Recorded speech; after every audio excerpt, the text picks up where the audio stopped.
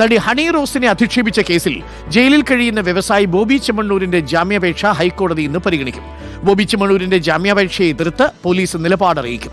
ബോബി ചെമ്മണ്ണൂരിന് ജാമ്യം നൽകരുതെന്നാണ് പോലീസിന്റെ നിലപാട്. ശ്യാം ദേവരാജ് ചേരുന്നു കൂടുതൽ വിവരങ്ങളുമായി. ശ്യാം ദേവരാജ്, ഇതിൽ മറ്റാർക്കുമില്ലാത്ത പ്രിവിലേജ് ബോബി ചെമ്മണ്ണൂരിനില്ല എന്നാണ് ഹൈക്കോടതി അന്ന് ഈ ജാമ്യ ഹർജിയിൽ തീരുമാനമെടുക്കാതെ ഇന്നത്തേക്ക് മാറ്റിവെച്ചുകൊണ്ട് പറഞ്ഞത്.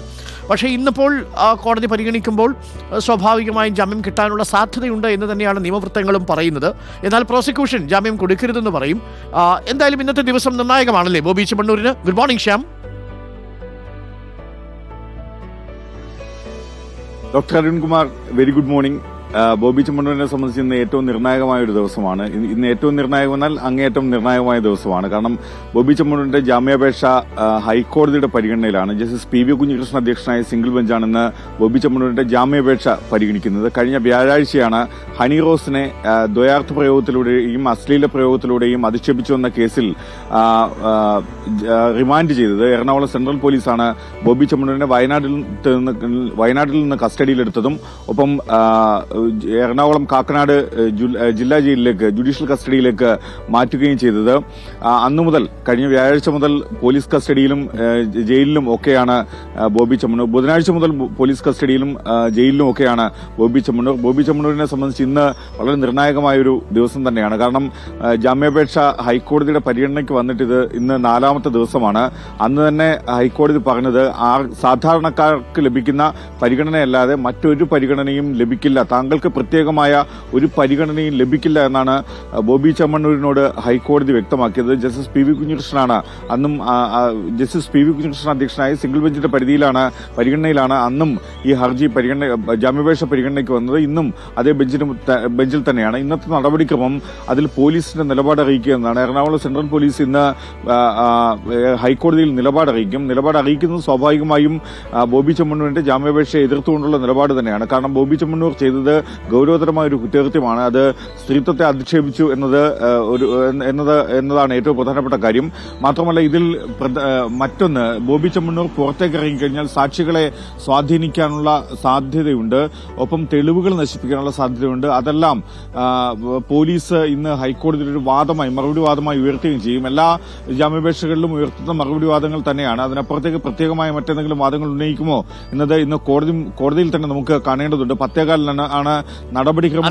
രണ്ട് കാര്യങ്ങളാണ് പ്രോസിക്യൂഷൻ പറയുന്നത്. ഒന്ന്, സ്വാധീനശേഷിയുള്ളയാളാണ്, സമ്പന്നനാണ്, സാക്ഷികളെ സ്വാധീനിക്കാൻ ശ്രമിക്കും. പക്ഷേ ഇതിൽ നേരിട്ട് സമൂഹ മാധ്യമങ്ങളിലൂടെ അധിക്ഷേപിച്ചു എന്നതുകൂടി നിൽക്കുന്ന ഒരു പശ്ചാത്തലമുണ്ട്.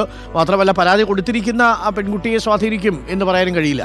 അപ്പോൾ സ്വാഭാവികമായും അത് ബോബി ചെമ്മണ്ണൂരിനൊരു അഭിപ്രായമായിരിക്കും. രണ്ടാമത്തതാണ് പ്രധാനപ്പെട്ട കാര്യം, ഈ രാജ്യം വിടാൻ സാധ്യതയുണ്ട്. അപ്പം അങ്ങനെയാണെങ്കിൽ ജാമ്യം അനുവദിക്കുകയാണെങ്കിൽ കർശന ഉപാധികളോടുകൂടിയായിരിക്കും ജാമ്യം അനുവദിക്കാൻ സാധ്യതയുണ്ടാവുക, അല്ലേ ശ്യാം?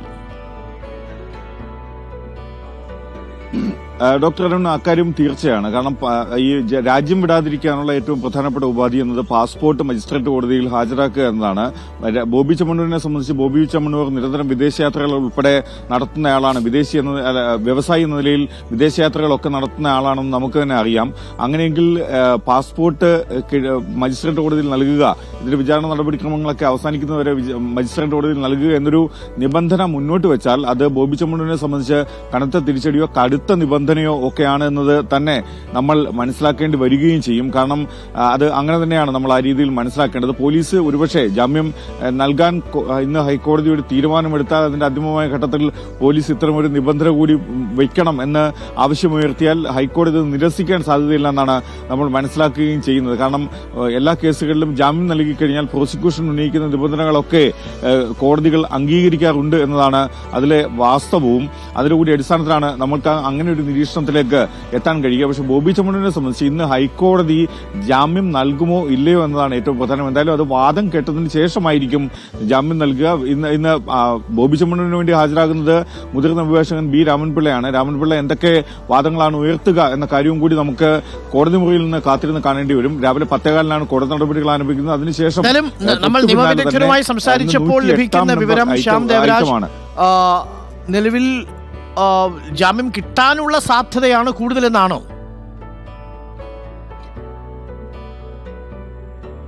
നമ്മൾ അക്കാര്യം പല ഘട്ടങ്ങളിൽ പലരോടും അഭിപ്രായം തേടിയിരുന്നു, പ്രത്യേകിച്ച് നിയമവിദഗ്ധരോടടക്കം. ഒരുപക്ഷെ ജാമ്യം ലഭിക്കാനുള്ള സാധ്യതയുണ്ട്. ഇന്ന് ജാമ്യം ലഭിച്ചാൽ, ബോബി ചെമ്മണ്ണൂരിൽ നിന്ന് ജാമ്യം ലഭിച്ചാൽ അത്ഭുതപ്പെടേണ്ടതില്ല എന്നതാണ് നമ്മൾ മനസ്സിലാക്കുന്നത്. പക്ഷേ ബോബി ചെമ്മണ്ണൂരിന് ഇന്ന് ജാമ്യം ലഭിച്ചില്ല എങ്കിൽ ബോബി ചെമ്മണ്ണൂരിനെ സംബന്ധിച്ച് അത് കനത്ത തിരിച്ചടിയാണ്.